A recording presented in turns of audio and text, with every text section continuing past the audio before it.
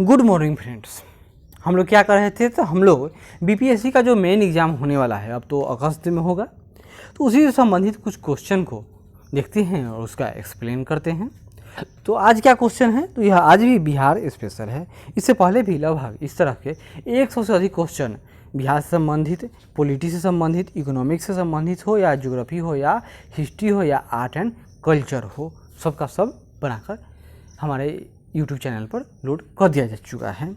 और इस आज क्या देखेंगे हम लोग, तो बिहार में जल प्रबंधन एक समस्या रही है।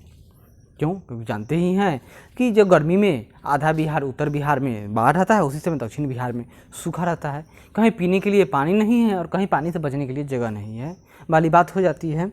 इसके बारे में हम लोग जानेंगे। इसके समाधान के लिए कौन कौन से उपाय किए जाने चाहिए, ये भी देखेंगे। लेकिन उससे पहले अगर हमारा चैनल अच्छा लगे तो ज़रूर देखिए और सब्सक्राइब भी अवश्य करें।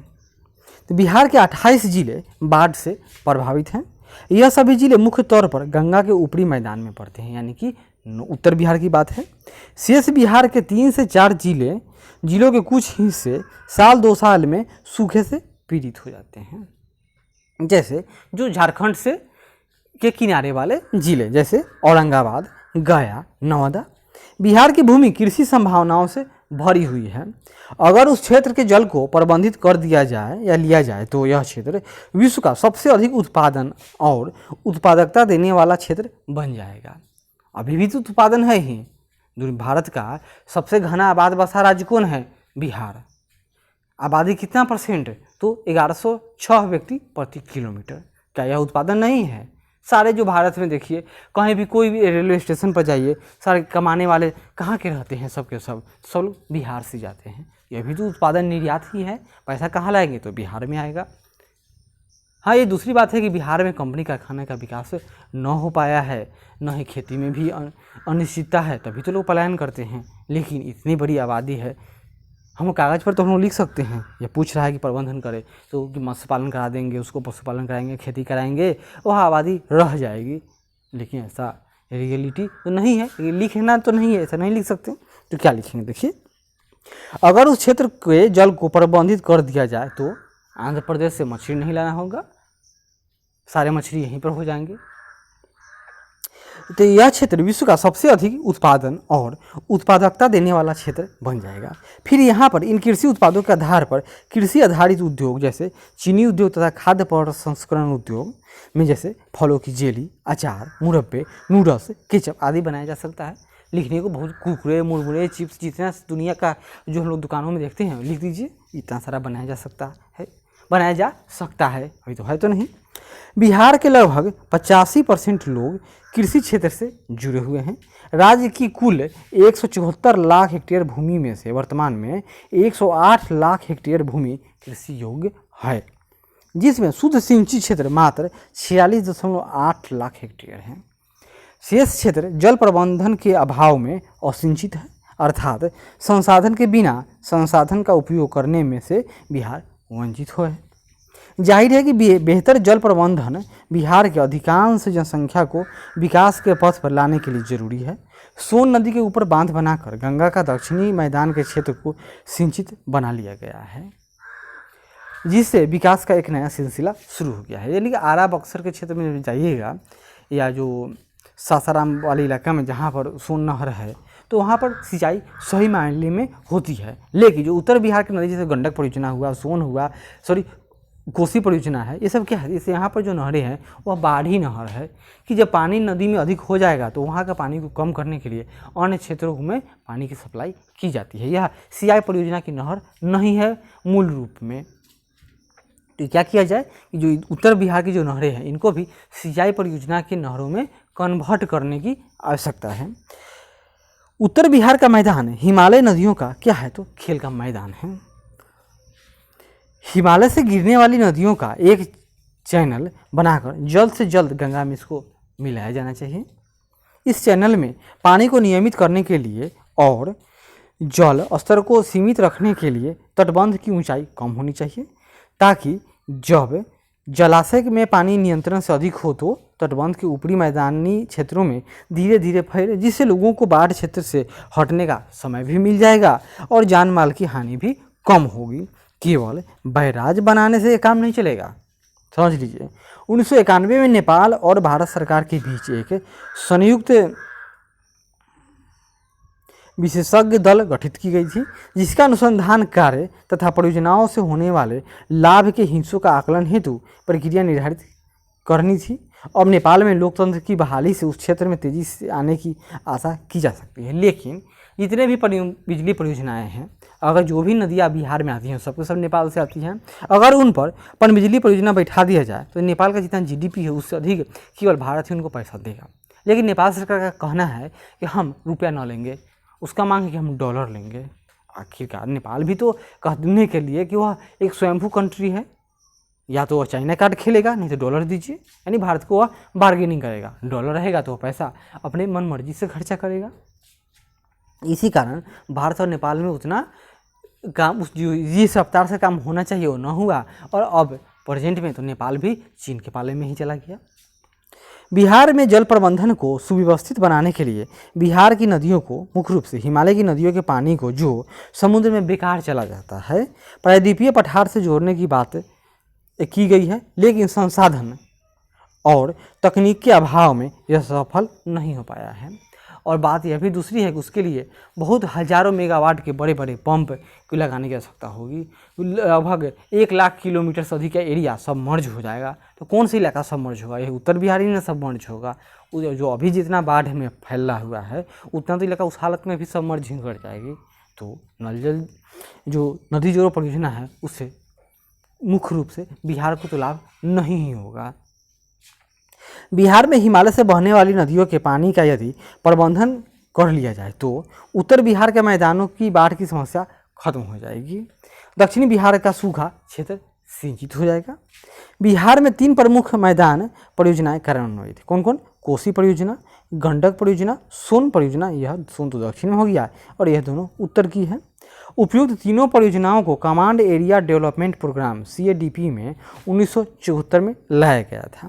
तो इन तीनों परियोजना के बारे में हम लोग थोड़ा जान लेते हैं, क्योंकि इन तीनों के बारे में बार बार एग्जाम में आता है, चाहे प्री हो या मेन हो।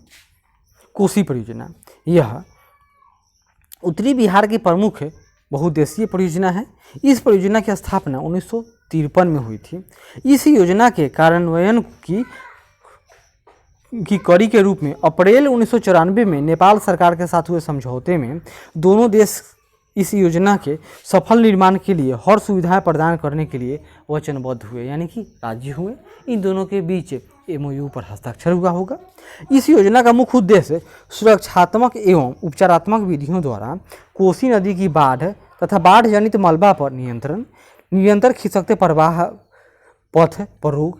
जो हाल ही में बाढ़ आया था कोसी क्षेत्र में, उसमें भी क्या हुआ था कि कोसी नदी का जो मार्ग था वह परिवर्तन हो गया था। इसी कारण कोसी को बिहार का शोक कहा जाता है। नदियों से शाखा नहरों का निर्माण कर सिंचाई की व्यवस्था एवं जल विद्युत उत्पादन करना रहा है। कोसी नहर के पूर्वी तथा पश्चिमी किनारों पर कोसी नदी के पूर्वी तथा पश्चिमी किनारों पर नहरों का निर्माण कर बिहार के सहरसा, पूर्णिया, कटिहार, दरभंगा, मधुबनी तथा खगड़िया की एवं नेपाल के 70 जिलों की लगभग 26 लाख हेक्टेयर भूमि को सिंचाई की सुविधा प्रदान की जा रही है। कोसी परियोजना की 3 प्रमुख नहरें कौन कौन हैं तो देख लीजिए। पूर्वी कोसी नहर, पश्चिमी कोसी नहर और राजपुर कोसी नहर। ये 3 नहरें जो कोसी से निकाली गई हैं। गंडक परियोजना, और कोसी पर ही नेपाल में क्या है तो अरुण 3 जो हाइड्रोल परियोजना है, माने अरुण पहले 1 होगा, अरुण 2 होगा, ये सब क्या है तो कोसी की ही का ही और जो नेपाल है उसमें नाम है, क्योंकि कोसी कोई एक नदी नहीं है। कोसी को कहा जाता है नेपाल में सप्त कोसी की, यानी कि कोसी इसकी 7 धाराएं हैं जो भारत में आकर एक मुख्य धारा में परिणत हो जाती हैं। गंडक परियोजना, तो यह कौन सी परियोजना है? तो यह परियोजना भारत नेपाल सरकार की संयुक्त परियोजना है। इस नदी को जल प्रदान करने वाले संपूर्ण क्षेत्र का लगभग 1/6 भाग हिम रेखा से ऊपर स्थित है। किसका? तो गंडक का, यानी कि गंडक कहाँ से निकलती है तो यह एवरेस्ट के पश्चिमी भाग से आती है। इस परियोजना के लिए भारत तथा नेपाल के बीच दिसंबर 1959 में एक समझौता हुआ, जिस समझौता के संदर्भ में 1960 में इस पर कार्य आरंभ हो गया था। इस परियोजना के अंतर्गत बिहार के भैंसालोटन नामक स्थान में गंडक नदी पर भारत नेपाल सीमा के समीप सड़क पुल के साथ 837.8 मीटर लंबा बैराज बनाया गया था। बैराज के दोनों किनारों से दो मुख्य नहरें अर्थात पश्चिमी तथा पूर्वी नहरें निकाली गई। कब 1972-73 की बात है। इन दोनों नहरों से लगभग 14.8 लाख हेक्टेयर भूमि की सिंचाई भारत और नेपाल में होता है। इसके अतिरिक्त इस परियोजना के अंतर्गत 2 विद्युत उत्पादन गृहों का भी निर्माण किया गया है। कभी क्वेश्चन आ जाए कि वाल्मीकि बैराज किससे संबंधित है, तो गंडक। हनुमान नगर बैराज किससे संबंधित है, तो वह कोसी से है। आगे देखिए सोन नहर परियोजना। तो सोन परियोजना, सोन नदी विंध्याचल की पहाड़ियों की उत्तर पूर्वी ढाल से गुजरती हुई बिहार में प्रवेश करती है, यानी यह अमरकंटक से आती है। इस परियोजना से भोजपुर, रोहतास, गया, औरंगाबाद तथा पटना जिलों को जल उपलब्ध कराया जाता है। उपयुक्त परियोजनाओं के अतिरिक्त बिहार में जल प्रबंधन के लिए और भी कार्य किए गए हैं। एक रिपोर्ट के अनुसार बिहार में 65 बड़ी, छोटी, मध्यम परियोजनाएं बनाई जा सकती हैं तथा 59 लाख हेक्टेयर सिंचाई क्षमता वाले लघु परियोजनाओं को शुरू किया जा सकता है। फिलहाल राज्य के अंतर्गत 18 वृहद परियोजनाओं को भी क्रियान्वित किया जा रहा है, मात्र भी 18 काम पर जारी है।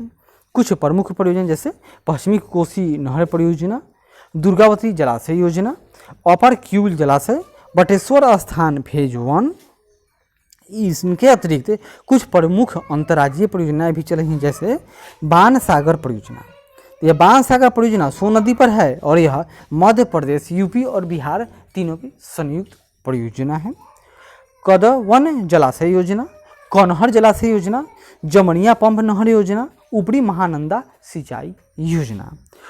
इन योजनाओं को कार्यान्वित करके बिहार के मैदानी क्षेत्र तथा जनजातीय क्षेत्र के सिंचाई, जलापूर्ति, पीने के पानी की जलापूर्ति तथा औद्योगिक जलापूर्ति की आवश्यकता पूरी की जा सकती है। अंतर्राज्यीय जल बंटवारे संबंधी जो विवाद है उसे खत्म किया जा रहा है। बिहार के जल प्रबंधन के लिए अन्य राज्यों से जो नदियाँ बिहार में आती है या बिहार से अन्य राज्यों में जाकर जो खत्म जाती है नदियाँ, उसके पानी के समुचित उपयोग के लिए उपयुक्त अंतर्राज्यीय परियोजनाओं के अलावा भी अन्य योजनाओं पर ध्यान दिया जा रहा है, यानी उसका अध्ययन किया जा रहा है।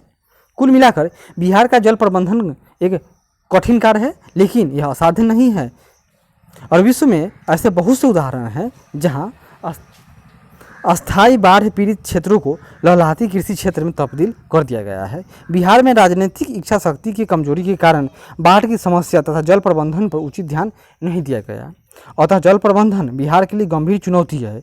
इस समस्या के समाधान से बिहार में सूखा एवं बाढ़ दोनों पर काबू पाया जा सकता है। इसके लिए भारत सरकार को नेपाल से संधि का प्रयास करना चाहिए और हिमालय नदियों को प्रायद्वीपीय नदियों से जोड़ने की कार्य योजना पर ध्यान देना चाहिए।